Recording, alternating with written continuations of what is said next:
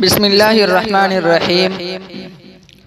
अल्हम्दुलिल्लाहि वकफ़ा वसलामुन अला इबादिहिल्लज़ीना इस्तफ़ा, अम्मा बाद।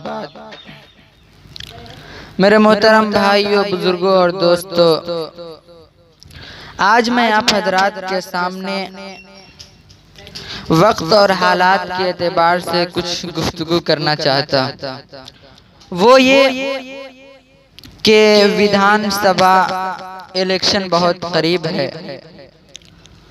उम्मीदवार अपने वोट के लिए जिद्दोजहद शुरू कर चुके हैं।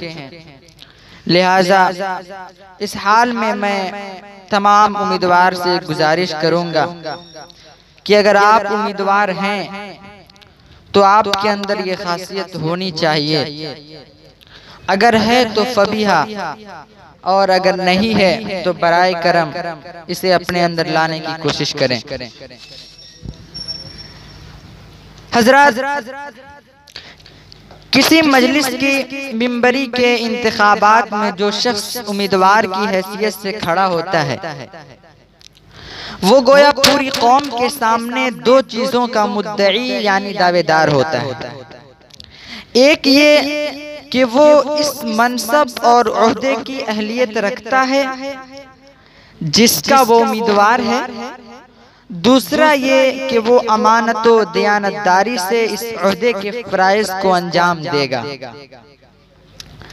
अब अगर वो वाकई में अपने इस दावे में सच्चा है, यानी काबिलियत भी रखता है और अमानत व दयानत के साथ कौम की खिदमत के जज्बे से इस मैदान में आया है, तो उसका ये अमल किसी हद तक दुरुस्त है। और जिस शख्स के अंदर इस मनसब की अहलियत ही नहीं, वो अगर उम्मीदवार बनकर खड़ा होता है तो वो कौम गद्दार और खाइन है।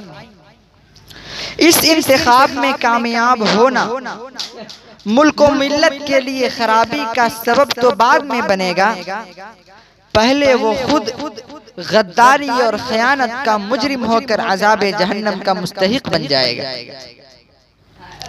हजरत मोहतरम, अब हर वो शख्स जो किसी ओहदे या मजलिस की मिंबरी के लिए खड़ा होता है, अगर उसको आखिरत की कुछ भी फिक्र है तो इस मैदान में आने से पहले खुद को देख ले, अपना जायजा ले ले, अपने दामन के अंदर झांक कर देख ले और ये समझ ले कि इस ओहदे पर आने से पहले इसकी जिम्मेदारी सिर्फ अपनी जात और अपने अहलो अयाल तक महदूद थी, और अब ओहदे पर फायज होने के बाद अल्लाह ताला की जितनी मखलूक का ताल्लुक इस ओहदा से वाबस्ता है, उन सब की जिम्मेदारी का भारी बोझ उसकी गर्दन पर आ जाएगा और वो दुनिया व आखिरत में इसका जवाबदेह होगा। लिहाजा अगर उम्मीदवार आपके अंदर ये सब हैं तो बहुत ही अच्छा, हम आपके साथ हैं। और अगर नहीं है तो बराए करम प्लीज इसे अपने अंदर लाने की कोशिश करें। बस आज के लिए इतना ही।